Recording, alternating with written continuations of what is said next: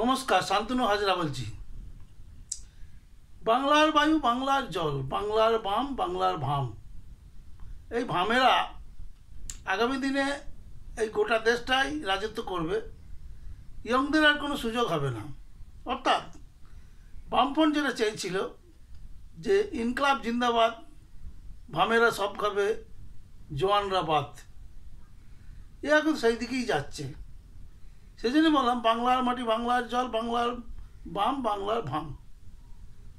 তা অনেক লোক যেমনি হচ্ছে কি আমাদের ওই স্বগত রায়, আমাদের আরাবুল, ডক্টর শান্তনু সেন, এদের সঙ্গে সঙ্গে বিজেপির দিলীপ ঘোষ, উনিও আজকে বামেদের দলে নাম লিখিয়েছেন, রিটায়ার হয়ে গেছেন। অর্থাৎ তা দিলীপ ঘোষের কী হবে? অত বড় একটা নেতা, যিনি শাসক দলকে সবসময় চমকে চমকে রাখতেন। তো দিলীপ ঘোষের মতো নেতা এই জগতে বিরল ছিল। তো তিনি আজকে ভামেদের দলে আছেন। আসলে অত্যাধুনিক সব ওষুধপত্র বেরিয়েছে না, সেই জন্যে গোটা বিশ্বজুড়েই একটা সমস্যা যে 80, 90, 95 বছর অবধি সব বাঁচছে এবং মানুষ বেঁচে থাকলেই তার রস, পঞ্চরস, ষষ্ঠ রস সবই থাকছে।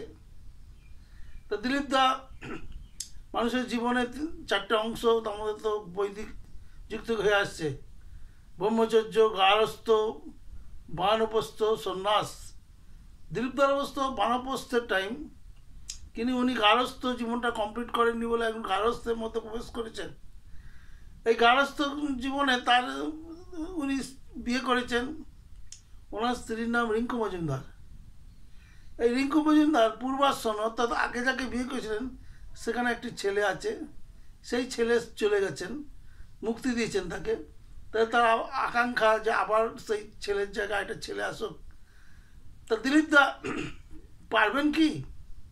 পারবেন রিঙ্কু দেবীর অতিপ্ত আকাঙ্ক্ষাকে পূরণ করতে? কারণ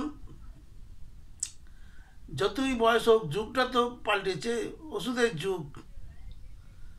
তো আপনি জাপানি তেল ব্যবহার করতে পারেন, বয়সটা কোনো বাধা নয়। জাপানি তেল বা পয়সা বেশি খরচ করে ভায়াগ্রা, এগুলো ব্যবহার করা যায়। এগুলো ব্যবহার করলে রিঙ্কু দেবীর অতৃপ্ত আত্মায় যে চাহিদা সেটা মিটবে। আপনি এবারে যদি জাপানি তেল ব্যবহার করতে চান তাহলে ফ্লিপকার্টে অর্ডার করুন, চলে আসবে। ব্যবহার করে ফল পেয়ে তারপরে পয়সা দেবেন। তাহলে এমন কথাও বলছি। ধন্যবাদ।